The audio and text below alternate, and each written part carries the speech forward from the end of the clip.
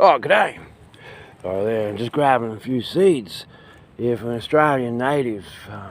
Well, I got the opportunity, I found some here, so they're starting to come into the seed here. Right, and so you can see them here, that they're not yet opened up. So still got seeds in there, hopefully they're germinated, and if you get them at the right time, it's just a matter of luck with the Australian natives, because they end up sprout when they want to sprout. But I'll take them and I'll put them all in different kind of places, and I'll create ecosystems. You know, when all this madness ceases to exist, you know, I'm talking about the civilized world out there, you know, with all these buildings and cars and technology and all this kind of stuff. When that ceases to exist, all this stuff's got to grow back again. So we want to cultivate it. And when we're cultivating stuff like this, we want to cultivate an ecosystem. We don't want to cultivate just monoculture, just one thing at a time, just these ones. See how that one's starting to open up a bit there. So, and these ones, see that one's opened up, but these ones haven't. So I'll take these ones, and we'll take them and propagate them. Sorry, no one looking at my hands. See? So see, a couple of them are opened up.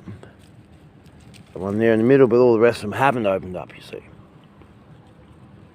Some things haven't opened up. Some things are yet to grow. And we cultivate. We try to cultivate. We cultivate all kinds of things. Us people, us human beings, us men, and women, and children. You know, it can be difficult sometimes. Cultivating, nurturing, making things grow. Like Handsome here. Handsome, come over here, mate. Are you growing up well? Are you growing up, buddy? You gonna be alright? You're gonna grow up to be alright, be a survivor?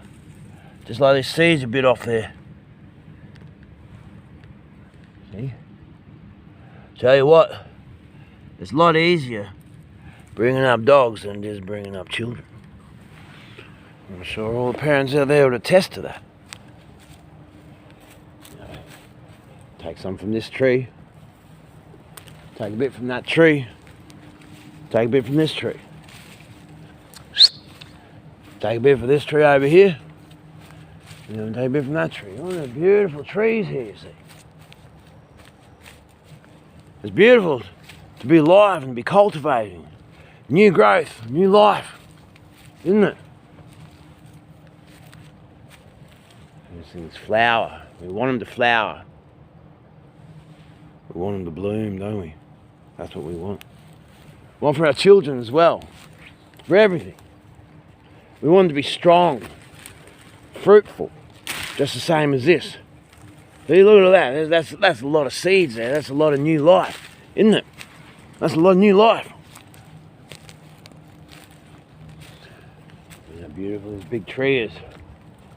Thursday, the 27th of December, 11 p.m. What's going on? I apologise about that. It has a bit of a weird technology going on in the background. There's a bit of a geomagnetic storm at the moment. Not that that's the cause of that, but just gets you thinking, doesn't it? It reminds me, they've got something going on with the car, which I reckon might be due to the current KP level 4, or probably getting up a bit higher now, 4.5, maybe 5, geomagnetic storm. If you're in Alaska or Canada, you see some nice aurora borealis right now. And if you're in Antarctica or somewhere nearby, you might see some nice aurora australis. Anyway, what I was saying before I had a bit of a technological glitch was this tree over here. It's a beautiful big tree. Look at that. Soft bark on the outside, but strong. Tough. Tough as. It can handle the harsh Australian summers. Harsh Australian climate, can't it? It can handle it. Look how dry the ground is right now. Look at that. Dry. Real dry. It's a harsh continent. If you want to live here, you got to be tough.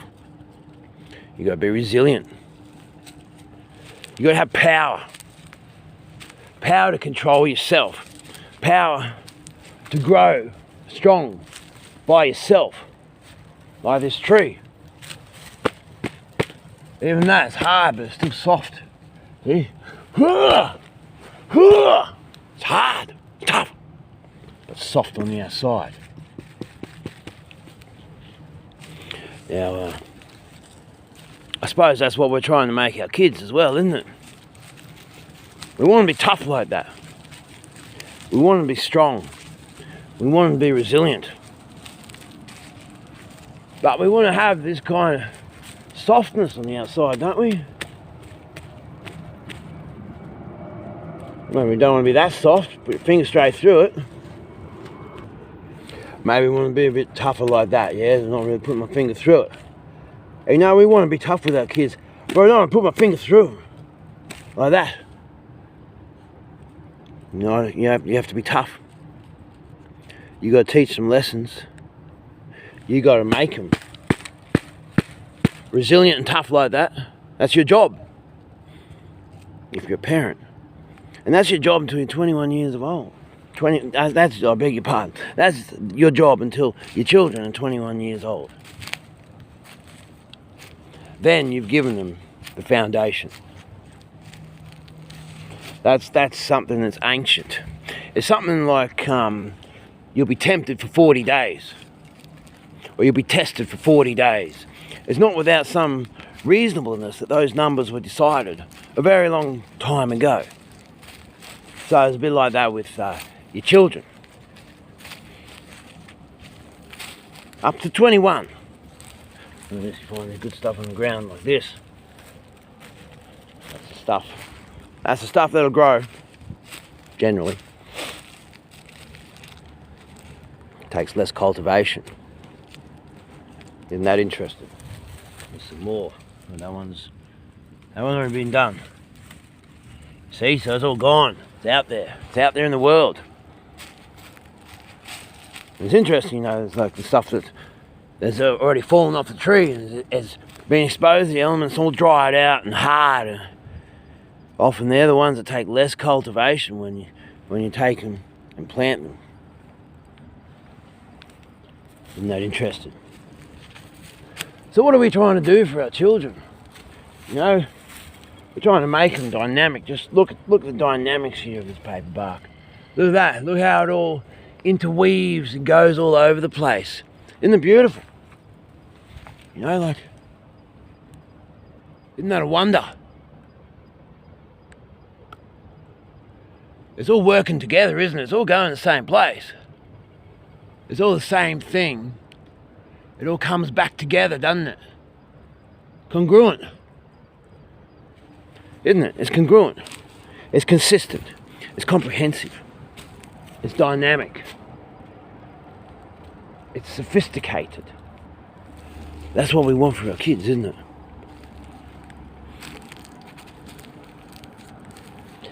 You know, it's easier raising a pack of dogs than it is raising kids. It's easier raising a forest, a whole ecosystem, than it is raising kids. Especially in this civilized, democratic, economic, capitalist society with all this technology.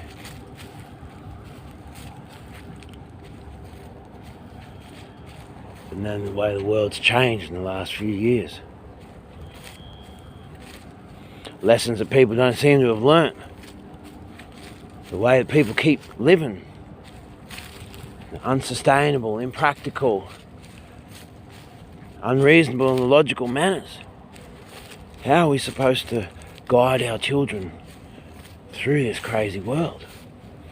Even before it went even really crazy. You know, it's always been pretty crazy. But it's gone real crazy now. How are we supposed to raise our children in that? How are we supposed to give our children the skills to survive and be who they want to be what they want to be, and how they're supposed to know what they want, how they're supposed to know who they are, how they're supposed to know what they feel and what they think, how they're supposed to know what's right and what's wrong, how they're supposed to know what's appropriate and what's not appropriate. You know, we do our best. Sometimes our best is just letting go, letting them grow up, letting them make their own mistakes, letting them fall, letting them have a few hard knocks, letting them learn. And sometimes it's your duty to not let them fall so fucking hard. Excuse me, I didn't mean to swear there, just sort of come out of me then, I beg your pardon. That's an old word, real old. Like thousands of years old it seems, maybe. Interesting, eh?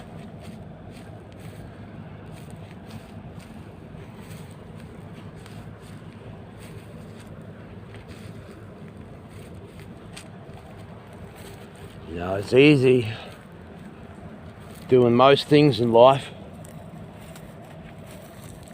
in comparison. See how the seeds are gone? They're all gone here. See? It's been allowed to grow. Above my head, we got new seeds here. See that new life there? See the new life? Look at all the rest of it.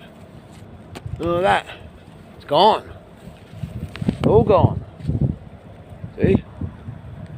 Been given its chance to grow and flourish, rise up well above my head and go to seed and reproduce. And then we've got this self-supporting, sustaining ecosystem style flow. You know there's over 450 different species of grass in southeast Queensland alone? Bet you didn't. Same as there's over 400 different species of frogs in Queensland alone. Probably in southeast Queensland. In fact, I recorded a few frogs a couple of years ago now and sent them off to this scientist who was asking for frog findings. And she wrote back to me and said just the week before I recorded that and sent it to her and a colleague had named a frog that they'd never discovered before, ever. Isn't that interesting? And then I had that frog in my video because the frogs are coming back, you see. They're making a comeback. This planet's still alive. This country's still alive. The dreaming's still alive here.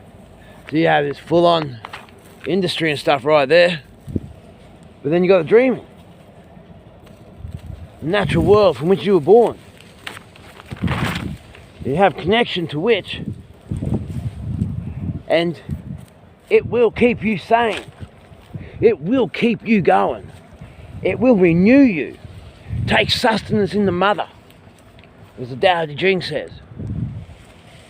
Look at it. It's wild, it's overgrown, but it's native, it's sustainable.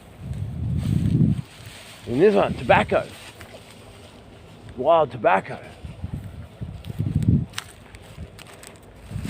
You know, we want diversity and we want a dynamic skill set. Strength, resilience, look at that, it's like a spear. We'll walk straight in.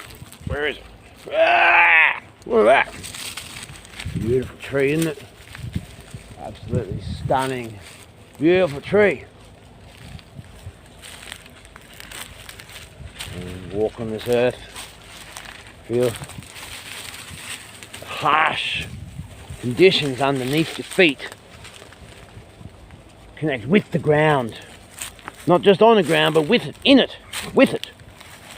Let's see how far this tree branches out, right? So I'm going to stand in its trunk. It's hard. Look at this, that's hard. That's a hard one, yeah? Look at this one. Hard, sustainable, strong, dynamic, skillful, independent, autonomous, resilient, sensitive, but resilient. Able to look after herself. 1, 2, 3, 4, 5, 6, 7, 8, 9, 10. To that point. 11, 12, 13, 14, 15, 16. 16 steps, which my steps are about 1 metre. So that's pretty close, 16 metres from the trunk. Those branches are coming out 16 metres horizontally straight out from the trunk. Now that's strength. That's real dynamic resilience, isn't it? These beautiful eucalyptus trees. Definitely got some seeds out here. This one, been dropping seeds. Saw some before. None there. But you see, like this is a strength that you've got to have. I beg your pardon, there's actually a spider there. Not that I'm afraid of spiders or anything, you know, but yeah, I respect them. Respect for all animals. Here we go, some seeds here, see? Right, so we've got some seeds.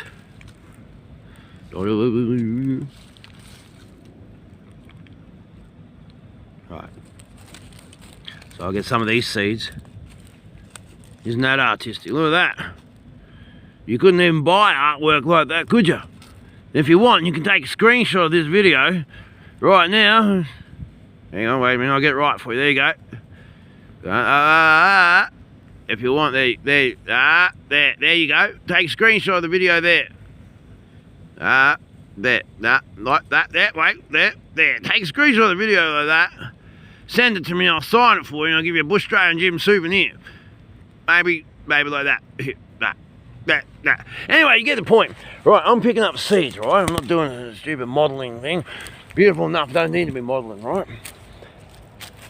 So I've got some of those seeds I'll take and cultivate. Imagine having a few of these trees around. They'll support a lot of life, won't it? You know, just take it step by step, walking out here, thinking, coming to peace, trying to make sense of this world, make sense of mothers, trying to make sense of women. One thing itself, quite a beautiful conundrum, that one. But it's not actually a conundrum, because a conundrum is a beautiful puzzling thing to be worked out. Women aren't. A man's job is to love a woman and not try and understand her. A woman's job is to love a man and learn to understand him, apparently. But a man's job is to love a woman and not try and understand her. A woman told me that. Foreign woman.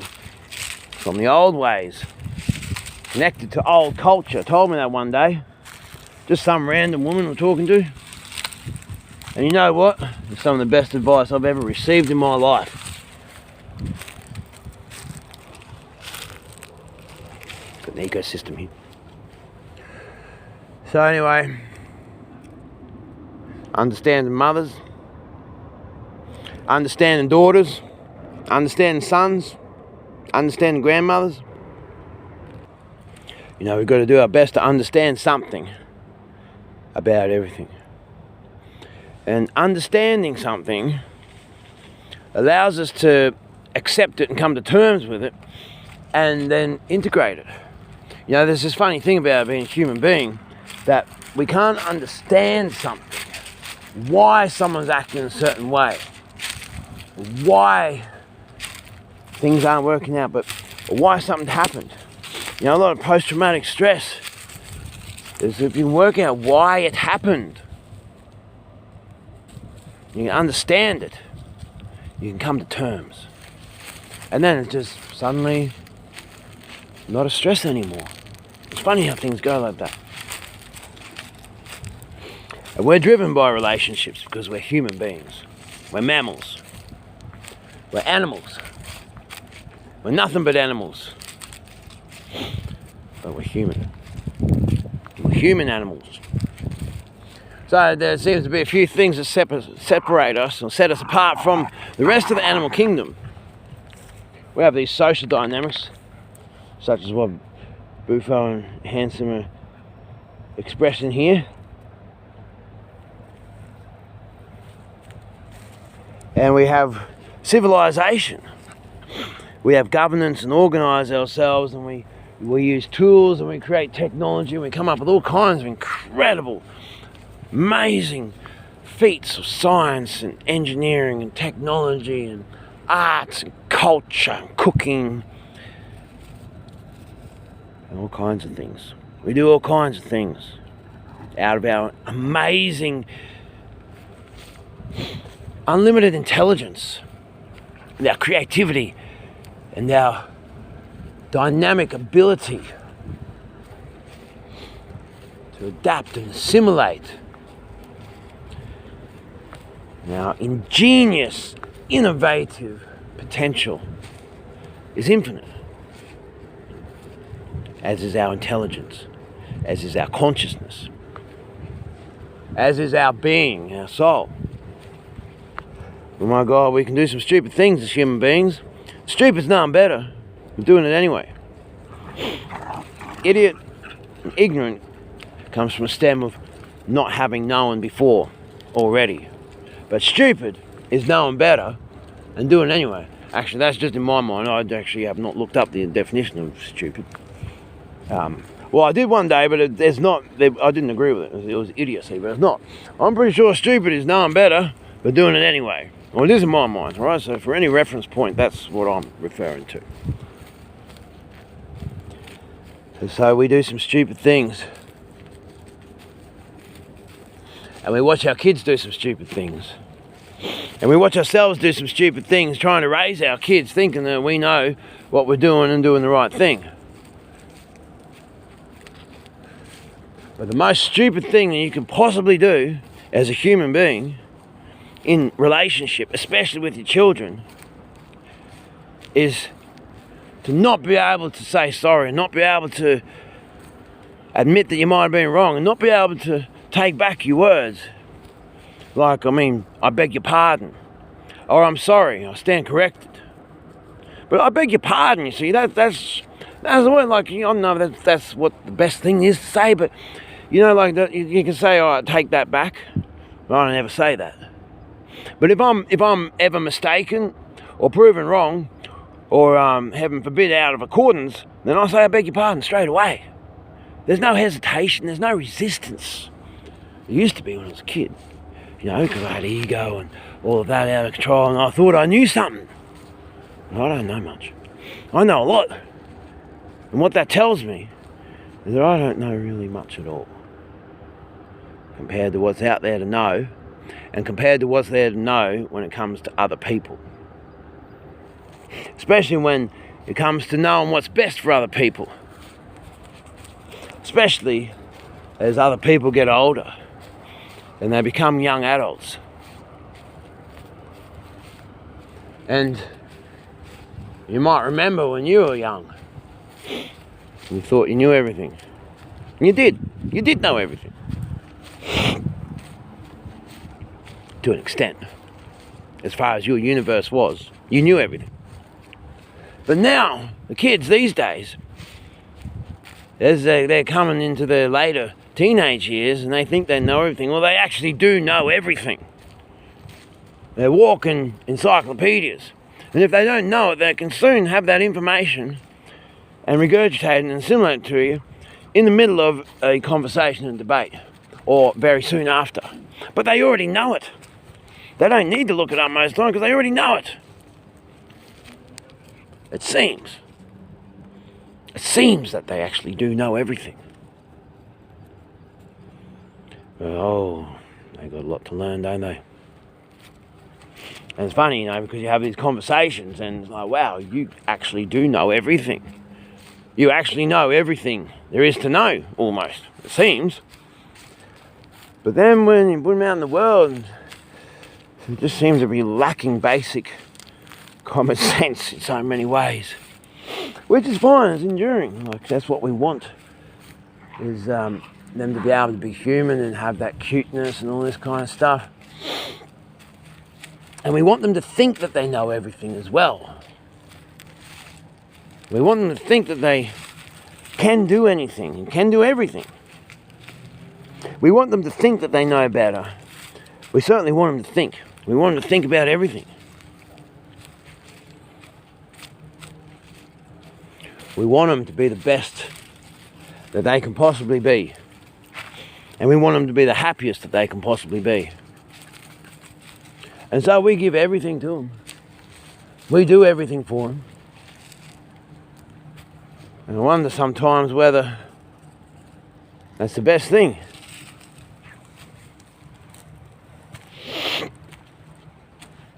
You know, like,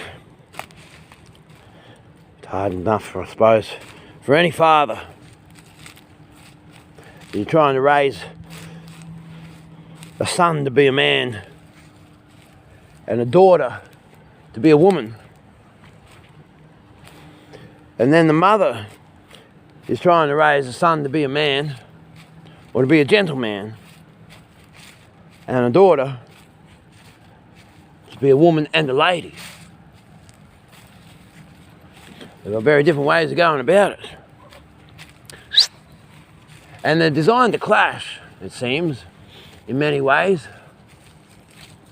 But they're designed to be symbiotic and overlapping. A bit like this, see how this fig, that's symbiotic. And it's beautiful. It looks like they're making love over a very long period of time.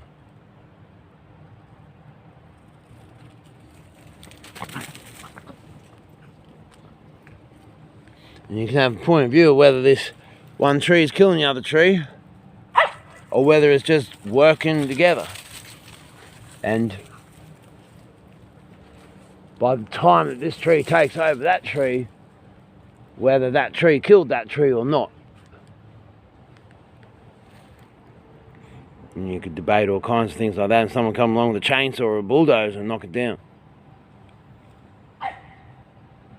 You never know. You never know in the end. Did the fig kill the grevillea or not? But either way, they're working together now, aren't they? That's what they're doing.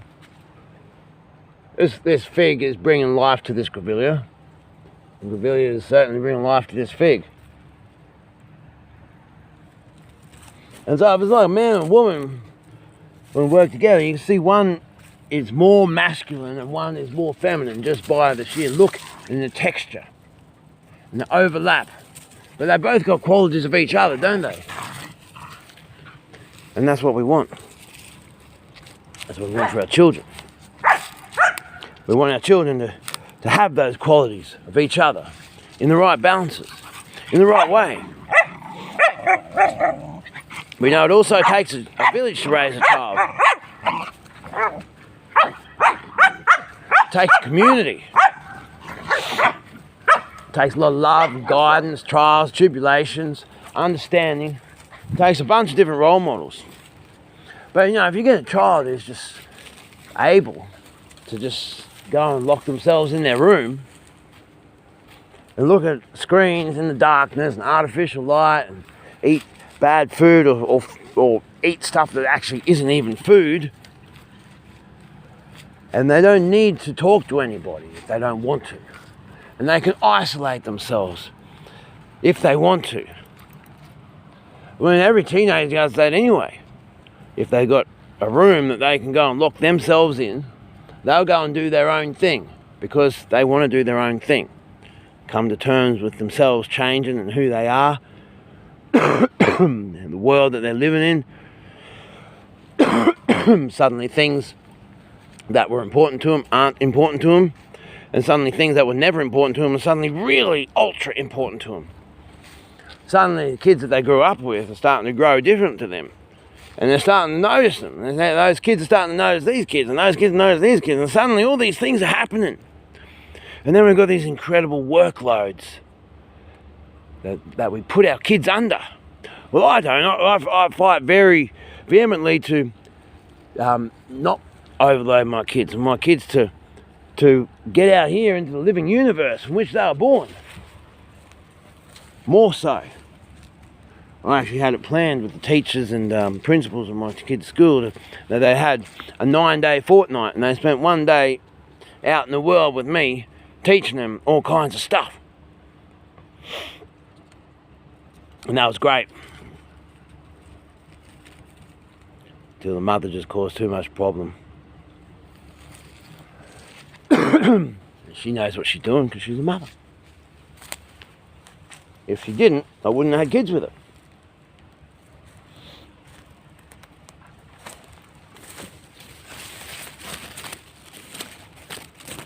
Look how overgrown this is. It's some of the only habitat we've got left. But it provides everything that we need to provide. And so, people like us are a bit like this only little bit of habitat behind me that we got left.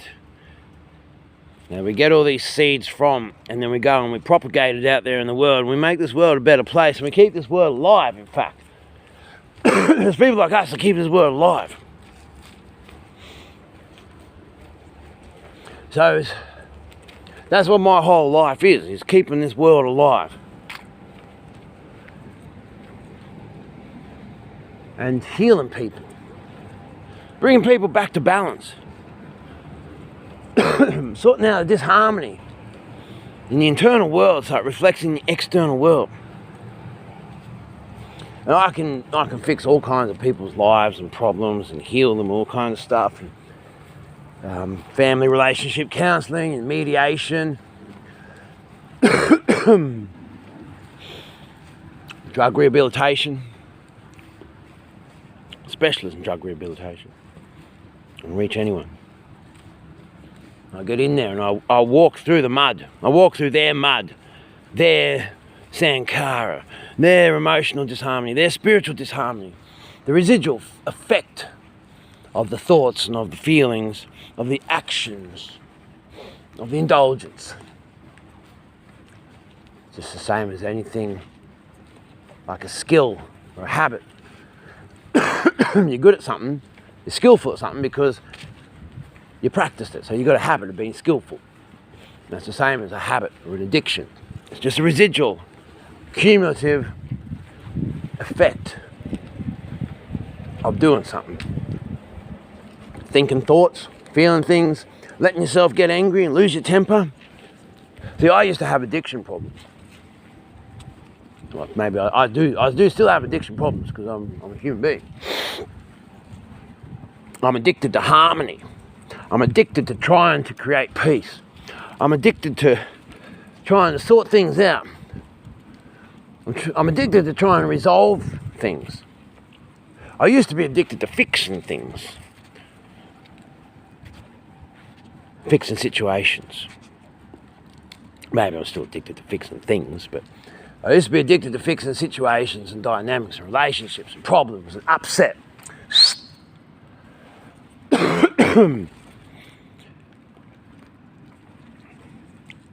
But I had an addiction a long time ago. A long time ago. 20 years ago. And I probably overcome it about 10 years ago. And that was an addiction to losing my temper. That was an addiction,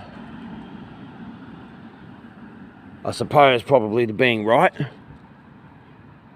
Tied in with this addiction to losing my temper. Or it was an addiction to being allowed to lose my temper, perhaps. Maybe that's more what it was. It was an addiction to being allowed to lose my temper.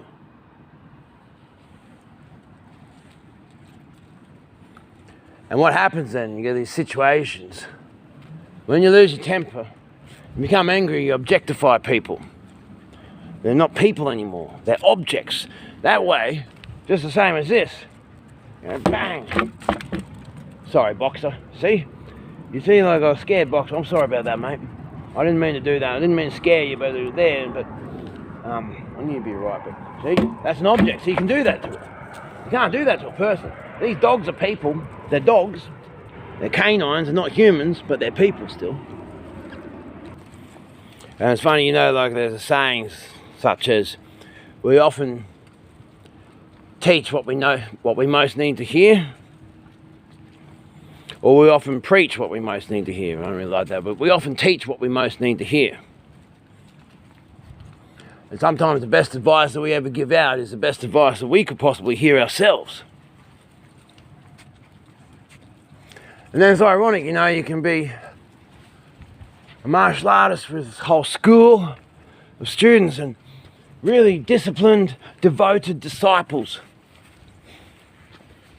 Train with you for years, and they really go and accomplish great things in the world and in their life, very closely or very directly related to that, everything that is their martial arts and their kung fu. Well, this one's a different type of tree, you see. That's hard. That's hard like me. This one, that's a hard tree, that one. And that's what I suppose I've been raising my children to be. Hard like this. That's tough. See, look at that. That's probably what I've been raising my children to be. That's hard. That's a hard tree. That really hurt my foot. And I've got a hard, strong-tempered, well-conditioned foot. That hurt. You see, so that's hardwood. That's a strong, tough, resilient tree. Hardwood. Here's another one, you know, it's only young, so it's still supple. See, it can barely move it, but you can move it somewhat. It's supple, but it's hard. So I suppose this is what I've raised my children to be. Like that. And so, we've got to grow just like this tree and shed our skin.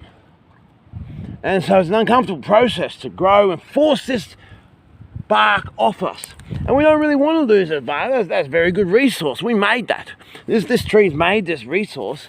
It's its skin. It doesn't want to lose the skin. Look how thick that is. You see, that's a lot of resource, but it sheds it off, and it's not comfortable. Doesn't want to do it, and it's not comfortable. But that life just has a way of making you growing up. And my daughter used to say when she was just real tiny. I'm like, oh my darling, you're growing up. And your life just has a way of making you grow up. It's only like 3 years old. And that's this. So now when we see them, we see people, not just our kids, this is most people, with this, you know, they're beautiful underneath. Look at that underneath here, you see? That's so silky smooth and lovely. It's beautiful, isn't it? And they've had to grow out of the skin that's been covering, containing, and holding, protecting. It's a protective layer of the skin. And there's beautiful leaves. See, there are any seeds coming off this one. Oh, look, there's some seeds up here. The spiders have got their eggs in there, so won't take that one. Here's some seeds, seed pod there. Looks like something's nesting in that one too. So I won't take any seeds here. Looks like something's laid eggs in there, so I'm not going to disturb that. Beautiful tree, absolutely beautiful tree. Might find something on the ground. Oh yeah, voila! I'm in luck. Here's some fresh ones here on the ground. Beautiful. Take some of them. There's one. Excellent. That's what we want. Excellent. Beautiful. See, so I've got like, how many I've got? Like 4 or 5 different plants here. 4 or 5 different species. I've got a few other little seeds down here too, so I'll take them.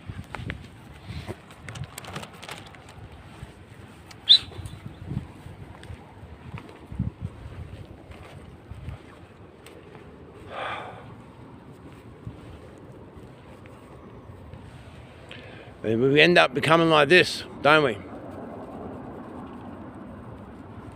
And we don't want to become like that. Is that life? That's still alive, because what is life? Life is energy. That's energy, so that's life, isn't it? So that's energy, isn't it? That's life. Is that still alive? Is that alive?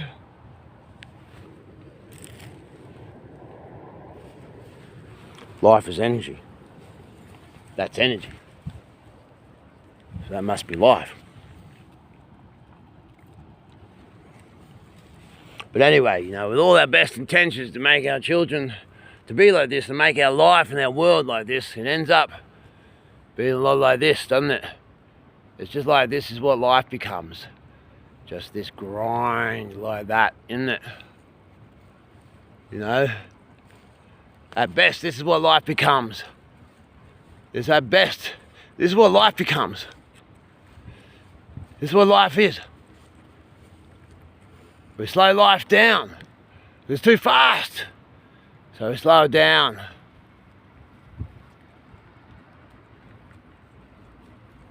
Well, there's not much fun, is it? Is this what life is supposed to be? Is this what we're creating a life for our children, to be like this? Well, I'm going to speed it up because I don't want to experience this. Speed it up so we don't realise what's going on, how just insane we are. And we'll keep doing it until we get to the corner and we just can't go any further, and then what? We'll just keep trying. So one day we've got to wake up to it. One day we're going to realise. Can we say, I beg your pardon? Can we take our words back? Can we stop ourselves mid-sentence?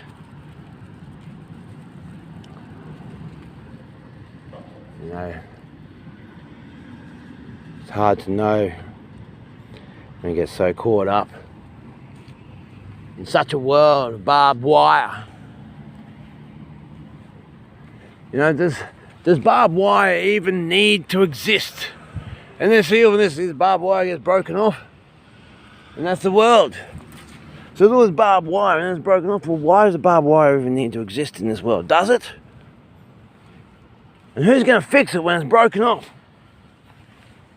And when it comes in close and gets tangled like this, and it's inefficient. But what's the point of having all that barbed wire up there? You just come down here and climb straight over it. See, what's the point? What was the point of even putting that barbed wire up there? Because if anyone wants to go over that fence, they'll go over it. What's on the other side of that fence? A sporting field. Well, you need to keep barbed wire out. Keep the barbed wire up there to stop people getting in there and running around, and exercising. Kicking the ball, or whether they worry that people can go and dig a hole or something, or do something like, why do we have this world that has people going and doing the wrong things, and then we don't address why they're doing the wrong things? We just put barbed wire up. Well, what is it that a person needs if they need to climb over a bloody fence to go to get to a sports field? Do they really need to put barbed wire up? Do they either want to watch a game of sports, or they want to get out and run around and exercise, participate? I grew up in a place where we always go down to sports fields, you know, even Christmas Day and stuff. We all go down to sports fields, we go down to school and stuff. There was never any fences around any of the sports fields. We all go down to schools and whatever. There was never fences anywhere around sports fields. But the world's changed, you see. The world's changed in such strange ways. It seems like the older generation just goes along with some weird change it's too alien for me to understand. It seems like the older generation's got this ability to understand things in a way that the younger generation, like my generation, doesn't really know how to come to terms with how it's changed from how we were kids. $20 was a lot of money when I was a kid. Now it's worth nothing. It's nothing. But it still can be. But you know, what's important? What matters? what are we really trying to do for our children? We support them, we encourage them, but then we've got to teach them the right way, and we need to teach discipline. Discipline comes from the word disciple, one who learns. So discipline is about learning how to apply yourself and how to control yourself and how to restrain yourself, how to regulate yourself, how to moderate yourself, how to be a good person.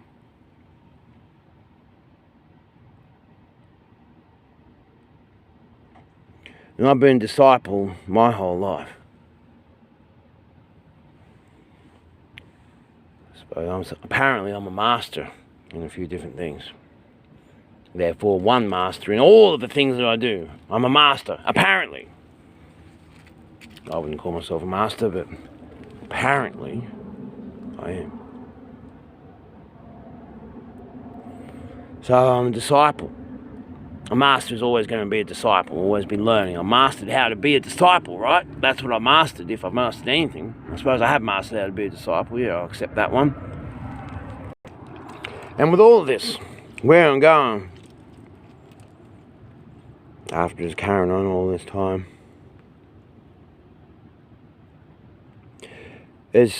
I'll give you a quote. This is from a Zen Buddhist monk from Shaolin Temple. Don't forget the name, but that monk wouldn't care about the name. It's from a book of quotes from Shaolin Temple from monks. But this one is particularly relevant, I suppose, to Kung Fu, to life, to teaching your disciples, to teaching your students, and to teaching your children, and to being a parent, and also just being a leader in the community, or being a pillar in the community is relevant. So this monk, he said, it is difficult to see a situation simply because our minds are very complex, and it is easy to teach one to be skillful, but it's a very different thing to teach one his own attitude. So with that, I might leave you with that. And I suppose I'll throw in one more. Empires rise and fall. People will be as they'll be. People will do what they'll do. Life will always go on. So don't ever lose hope.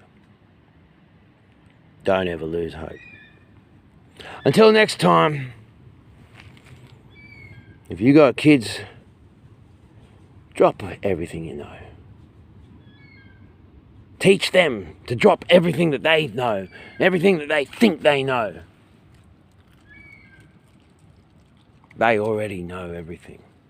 And then we've gone and taught them all this stuff and confused them. Teach them now how to drop everything that they know. Teach them how to let go of themselves and stop having to be right and stop having to be in control and stop having to prove something, and to just have connection. Connection to the living universe from which they are born. Connection in every way that connection comes. Connection. Get them outside looking at some green leaves reflecting the sunlight. That's one of the best things. It's one of the healthiest things for a human being to look at. Scientifically proven. Apparently. Proven. How do you prove it? Prove something, you've got to do it again and again and again and again and again and again. Research indicates that looking at these green leaves whilst they're reflecting sunlight during the day is one of the most healthiest things that a human being can look at. It's really good for our eyes, right? It's really good for us. And it's real good for our brain, it's real good for our endocrine system, it's real good for our nervous system.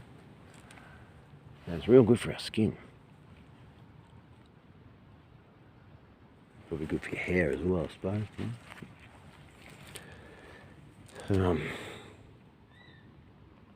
An exercise that I forgot and I just remembered now. I'll do it with you. I'll finish this off here. Breathe in a new opportunity. Breathe out Let go of everything you know of yourself to be.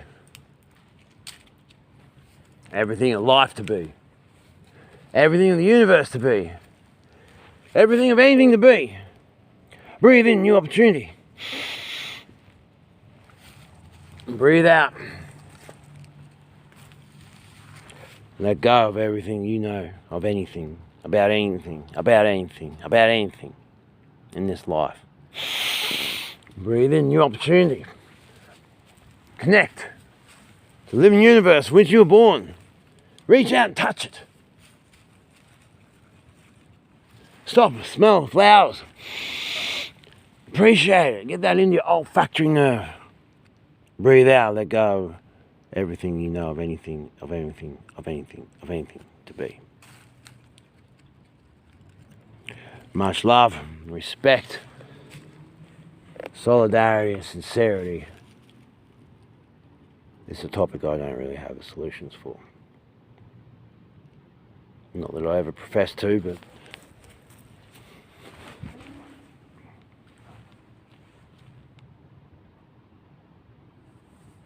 it's not easy raising kids. Well, it is. It's easy raising kids. It's not easy giving these autonomic geniuses their own attitude. Cheerio. Uru.